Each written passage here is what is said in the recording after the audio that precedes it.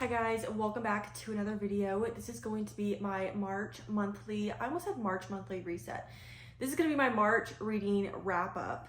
So we're going to talk about all of the 7 books that I read in March. Now 7 books is a lot for me. I don't normally read that much a month. It's usually like 4 or 5 books, but I don't know. I think I've really been in a reading mood lately. Like I'm in the opposite of a slump right now. All I want to do is just like consume new books. That's all I want to do. So it's like I will finish a book at 1 a.m.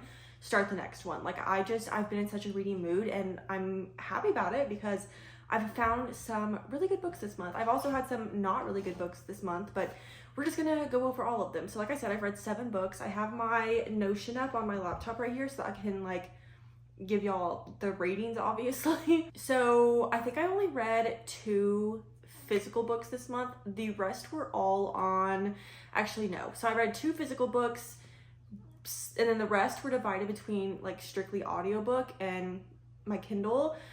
So for the ones that are the physical copies, I'll hold them up, and then if they're not a physical copy, I will put the picture of the cover up on the screen. The first book that I read this month, I actually read on my Kindle, but then I ended up liking the book so much that I went and ordered the physical copy, and that was Metal Slinger by Rachel Schneider. This is a thick book. I have like hardly held this since I've got it. It's pretty thick. This is actually an indie copy that I have. I have never owned an indie published copy of a book before, and I'm just so happy to have this. I mean, it is very like, obviously this does not look like a normal book on the inside. I mean, it is, but like look at how white the pages are. You know, like this is just, it's beautiful. This book is about a girl who grew up on this island. Oh, I don't even know if it's an island. In my head, I've pictured it as like a man-made island out in the literal middle of the ocean. She grew up out there on this like territory, and this territory was banished to this island. It was either like hundreds of years ago or centuries ago or something like that, but they were banished out there from one of the territories on the mainland, and blah blah blah. The beginning of this book was really slow to me. I said it in my reading vlog, but I did not enjoy the beginning of this book. I thought it was so slow. I did not enjoy them just being on that little man-made island in the middle of nowhere. In the first chapter, they ended up going to the mainland, like the Coast Guard, their version of the Coast Guard or whatever. They went to the mainland for this like special market, and they rarely ever go to the mainland. But while they're there, long story short, this guard from that territory that they were on, he was like trying to capture the main girl, and she ended up getting away, but he ended up like weeks later making his way to that small island and ended up finding the girl and was like, you are not who you think you are. Like, you are actually like a royal of a territory on the mainland. This is not your real name. You have magic. All of these people are also lying to you that are on this island. Like, more people here have magic than you think. And so it's kind of just this whole story of her trusting this stranger, going back to the mainland, and like finding out her heritage and how she has magic, and she has her own like little, you know, kingdom or whatever, like her own territory with her mom and like her real birth parents that she hasn't seen in so long. So that's what this book is about. I ended up giving this a 4 stars. It was really good. The second half of the book, like I'm talking just out of this world amazing. The only reason it's not 5 stars is because I thought the first like 25 to 30% was like not that good. The next book that I read was on the Kindle, and that was Hate Mail by Donna Marchetti. This was a really cute book. I find that cheesy books like this they're really just a hit or miss. Like I never know if I'm gonna love them or not, and this one was really cute.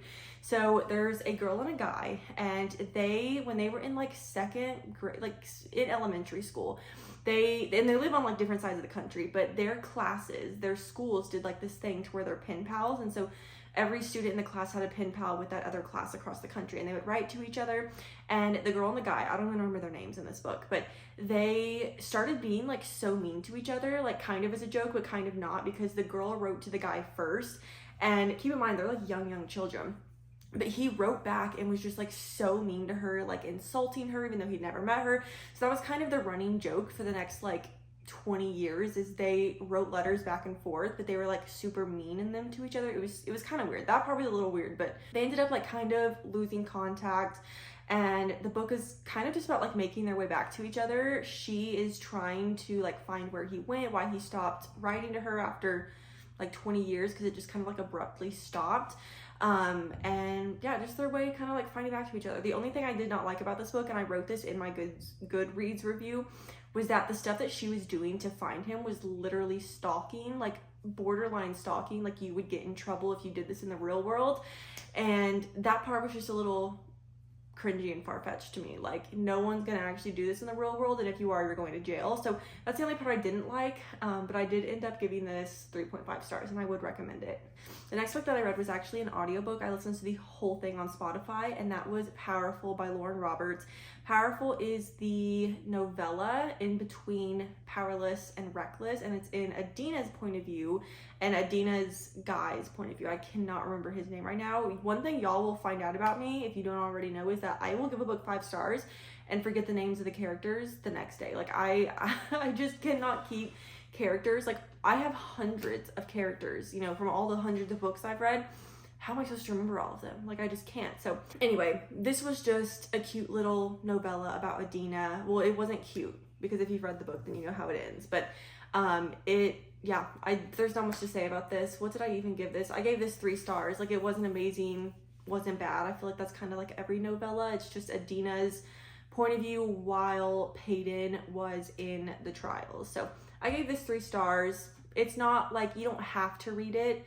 I don't even know if I'd recommend it. I feel like I guess I would recommend it. Like, just read it so you know everything about the series if you really enjoy the series. But it wasn't like my favorite. The next book that I read was actually also an audiobook, and it was Spectacular by Stephanie Garber. This is the novella in the Caraval series. I read this book, or I listened to this book in about 2 hours, because that's literally how long the audiobook was. That's how short it was. And this book started out really, really well. I had never listened to a dramatized audiobook before. This was the first time I've ever done that. And the beginning, I was so locked in. Like, it's a Christmas novella, or like a holiday novella. And so in the beginning, there were, well, really, I guess throughout the whole book, but there were like Christmas sounds in the background, and like Christmas music and sleigh bells, and like the stuff that they were doing was very holiday themed and magical, and like it made me feel like I was back in Christmas. And if you know me, then you know that Christmas is my favorite holiday, and I would live in it year round if I could. So I was having the time of my life the first like 30 minutes of this book, and then it just went downhill, because I did not enjoy the rest of this book, like literally at all. It turned into a kidnapping story, like straight kidnapping. And I don't even remember, I hardly remember how this book ended. I think that it was, I don't know. I guess I don't want to spoil it for y'all in case you want to read this, but I'm glad I did not buy the physical copy and I got to read it for free on Spotify. I pay for Spotify Premium, but like, I'm glad I did not buy the physical copy of this. I ended up giving this 3 stars. I'm surprised I even gave it that. I feel like it could be lower than that. The next book that I read was also on the Kindle, and it was Trial of the Sun Queen. It was Trial of the Sun Queen by Nisha J. Tooley. Sorry, I don't know the authors either off the top of my head, guys, so I'm having to like look over while I'm reading this to you. But Trial of the Sun Queen, this was a new series that I started, and I think the series is called like the Artifacts of Aranos or something. I don't know how you say that name, Aranos. This is another fantasy book about trials. I know that a lot of people think that too many fantasy books have trials nowadays, and I definitely agree, and the trials were not my favorite part about this book. But there was a girl who grew up in a prison for the last like 12 years. Like, she went into the prison at 12 years old, and she's now 24.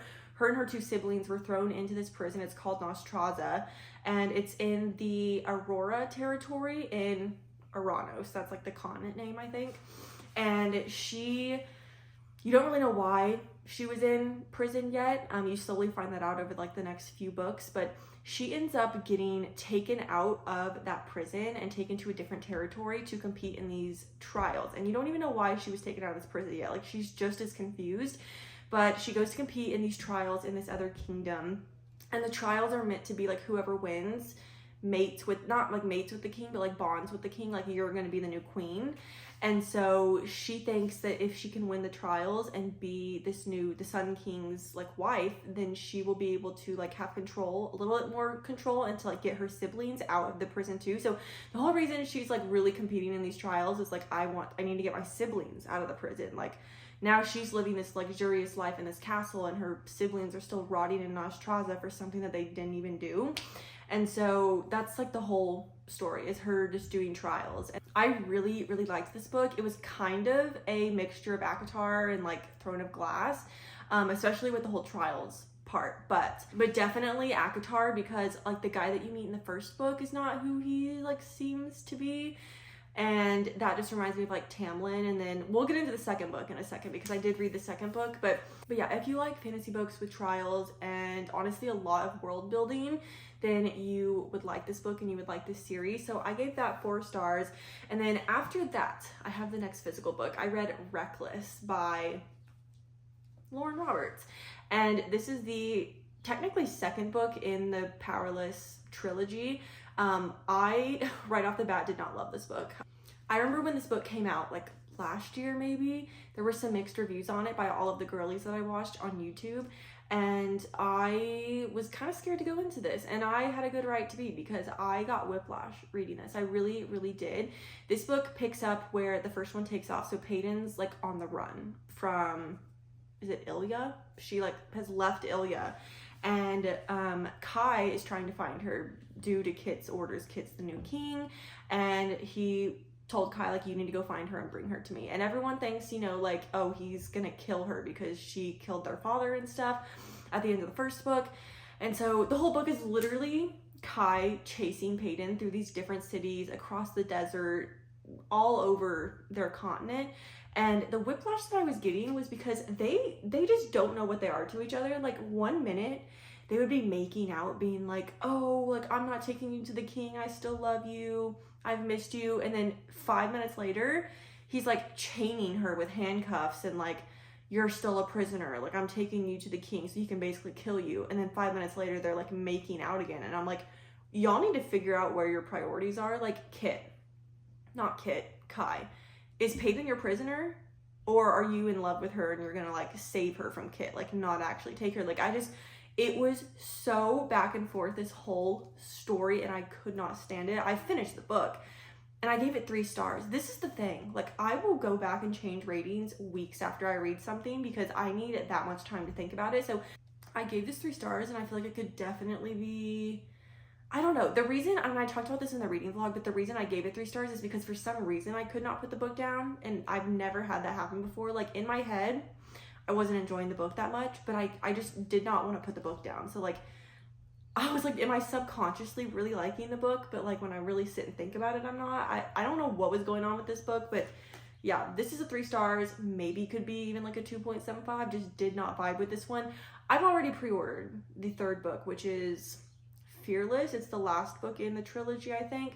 I'm still gonna read it, so yeah, I guess I still like the series that much. The last book that I read in March was actually the second book to the first book, The Trial of the Sun Queen, and that is Rule of the Aurora King. And I did not like this book as much as the first one. I actually finished this last night, just in time to be done in March. And yeah, I did not love this one as much. This one picks up right where the first book left off too. So she has been, the girl, Lore, she has been, I guess, kidnapped again by a different territory. Well, actually the same territory that ruled the prison that she was in. And so she's been kidnapped like back by them. And she's now with the Aurora Prince, which is like the king's son, obviously. And the king is the guy that she doesn't like, the Aurora King, because he's the one that killed her parents and put her and her siblings into that prison 12 years ago. So she's freaking out. She's like, why did his son kidnap me? Like, why am I here? And you slowly discover that the son actually hates his dad just as much. And he is trying to like help Lore. I don't even remember where in the series you kind of learn this, because the siblings actually knew the whole time, but you find out that Lore is actually a descendant of a royal bloodline, I guess. And I don't want to give away too much in case you want to read this, because I really do recommend this series. But she is trying to get her throne back, like her crown. And the Aurora Prince is trying to help her because he thinks that once she gets the crown, she'll be able to take over his father and like kill him and, you know, like overpower him and stuff. And so he's trying to help her. And this one was also a little cringy. I don't like the way they acted towards each other a lot of the time, because she did not trust him. She did not like him. She thought that he was an asshole, like how he was treating her. She wasn't in danger, like he wasn't hurting her, and she wasn't even really a captive, but like he came off as an asshole, and she said it to his face, like, you are an asshole, I don't like you, why am I here, I just like don't trust you.